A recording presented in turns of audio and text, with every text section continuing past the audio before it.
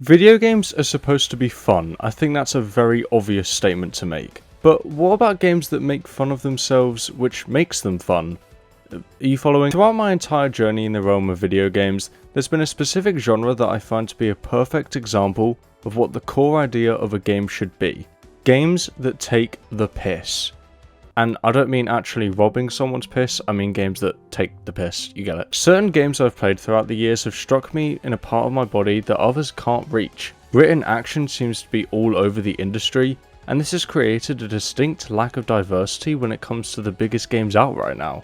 Siege, which has become a powerhouse in multiplayer shooters, has sort of become a cesspit of sweaty players that just make the game increasingly harder for new people to get into.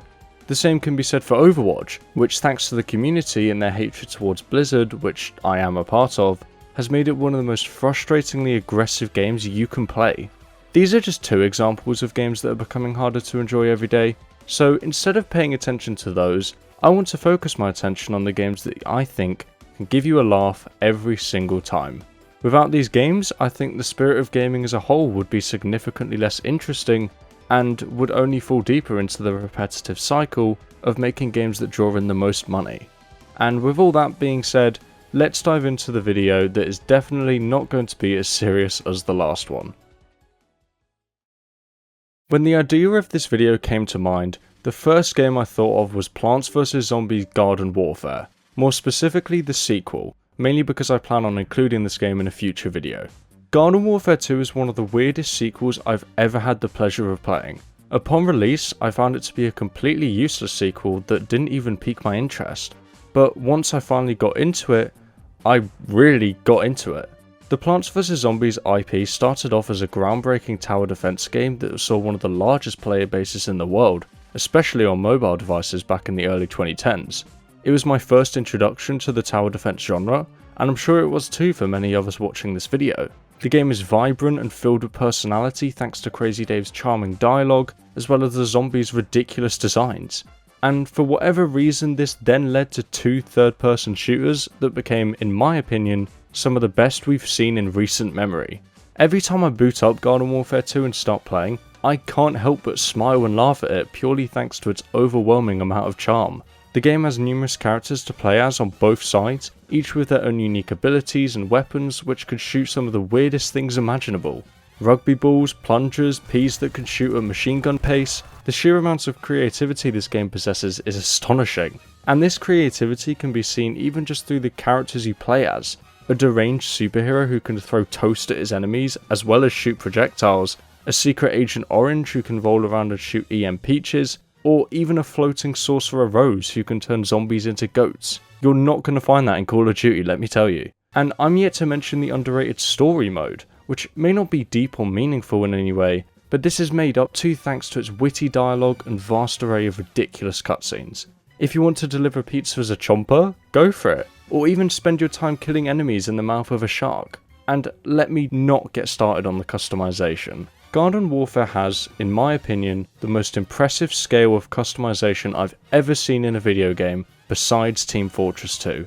It's so fun getting to change your character in whatever way you want, which helps make the game feel personal as you're unlikely to see the same outfit twice. When I tell you I was the most blinged out player in Garden Warfare 1, I really mean it.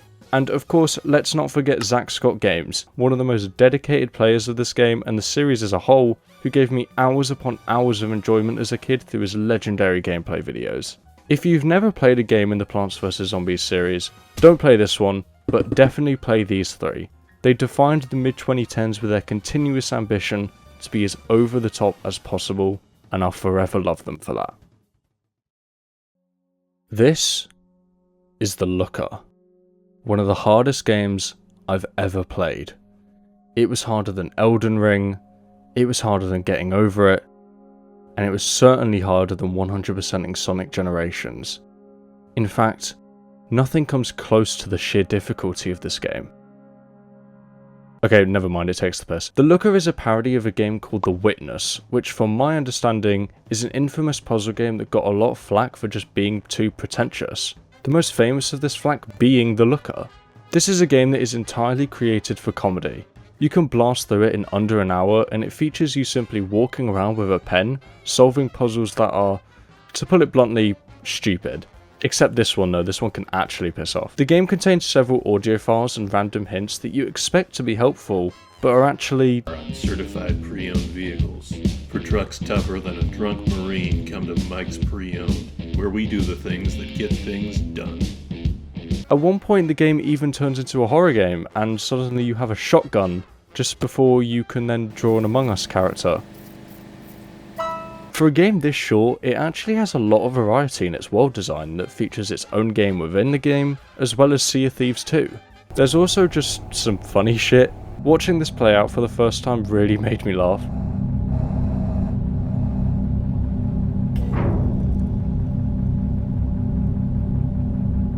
After your long adventure through this treacherous land of puzzles, the game rewards you with a final puzzle that I think has changed the landscape of gaming as we know it.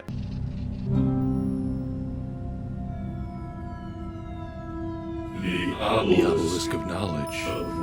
The obelisk of knowledge. Still on Wixelbite.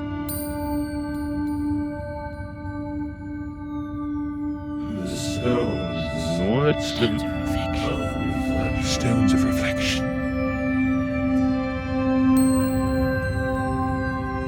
Oh wait, it's a giant cop. And if you thought that was good, the real ending is even better. For a free game that took me 69 minutes to 100%, I think it's worth that time. Go and play the Looker, it weirdly made me want to play the thing it was based on. Going from one walking simulator to another, we have Sludge Life, more specifically the Big Mud Sessions. This bite-sized demo of Sludge Life 2 is what would happen if you combined the aesthetic of Jet Set Radio with the culture of Australian people. It's not really a game I can describe, but more of a game you need to personally experience. You go around collecting Siggy Sigs for your crew members, whilst vandalising the world around you and drinking an unlimited supply of beer. And you also give Siggy Sigs to a cat. Go play Sludge Life. And up next, we have Donut County.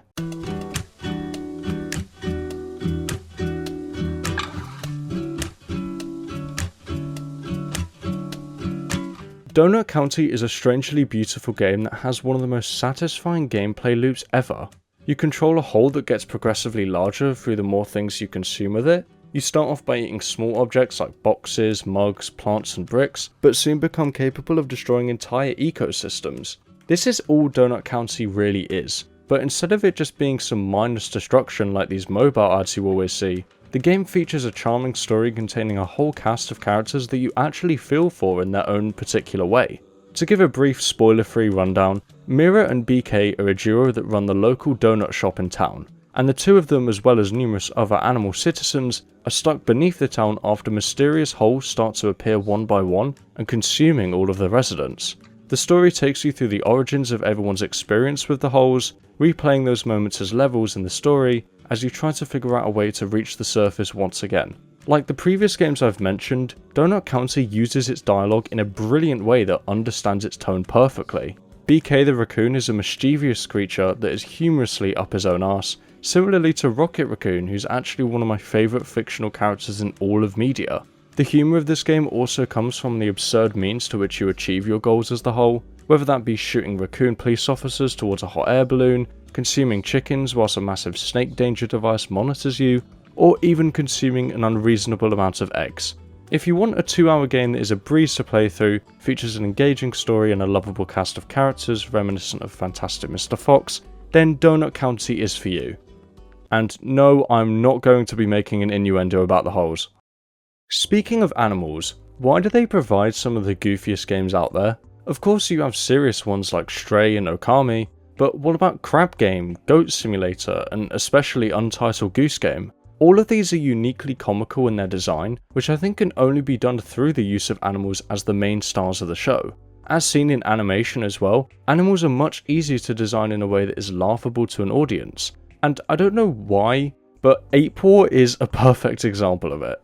I don't think I really need to describe what's going on here on screen, other than that it is just pure chaos. You have these agile apes with guns shooting fellow apes Call of Duty Deathmatch style in an intense arena filled with obstacles and vantage points. I see Apewar as less of a parody and more of just a fun idea some developer had one day. I mean, you can hold a cannon in your arms and shoot it for fuck's sake, what more do you want out of the game? Due to the nature of what Apewar actually is, it's kind of impossible to describe it in a video essay format other than just saying it's a monkey game. It's stupid, it's wacky, it's Apewar. And also, this was during the period of time where I went on a binge and watched all of the Planet of the Apes films in preparation for the new one, and I think I'm all monkeyed out. I don't think Donkey Kong is going to be in my roster anytime soon. The final game I want to talk about in this video I think does a perfect job of balancing the humour with the substance. It has an over-the-top, nonsensical nature, while still feeling like their core ideology is focused on engagement and intensity. This game is one I began playing while working on this video, and I think it perfectly captures the joy of a silly time. Welcome to Friends vs. Friends.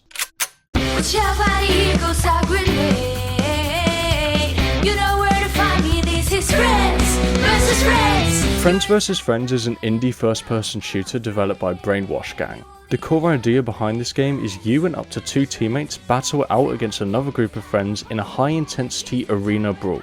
It combines the rampage of other first-person shooters with the card mechanics of a game like Neon White. Whilst playing the game, you collect several unique characters all with specialised designs and traits that match their individual attitudes. Along with these characters comes your deck of cards that are fully customizable in the hub world. These cards can range from slowing down time to giving you a better gun, to even turning you into a fucking titan. After each match, you can purchase card packs which are used to unlock more cards or upgrade your current ones. You can then build your own deck that suits your preferred playstyle, which helps give the game a lot of personality, even if I do feel like it could be fleshed out more. At any point, you can easily access the deck manager, swap to a different pre-organised deck, and get right back to playing in an instant. Oh, and did I mention that this game is like very fast paced? Friends vs. Friends strikes this perfect balance of pace that a lot of first-person shooters can't seem to do. It trims the fat of constantly loading everything and telling you the daily news, and simply lets you dive straight into the fight in a moment's notice. Typically when you load into a game, you have to wait to find a match, let the match load up, select your character, wait for a timer, wait in a safe space until your opponents are ready, and then you can finally get going. This is what loading into a Friends vs. Friends match is like. All shored up. Ready to lose.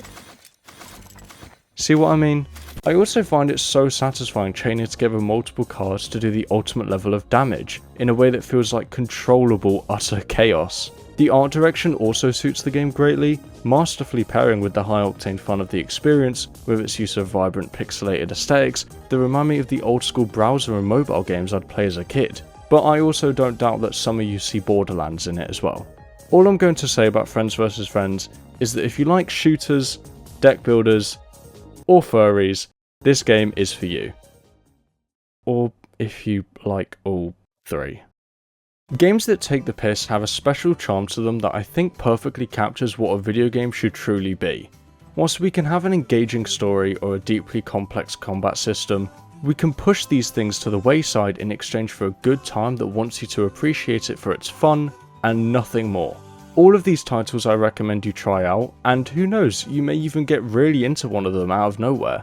I'm well aware that there are many games I didn't mention in this video that you probably all want to see, but this was merely a way to recommend some products that I think are personally worth trying out. And who knows, maybe my next video will be on one of these games individually. But yeah, thank you all for watching, my next video is already on the way and will be out next month. Take care, and peace.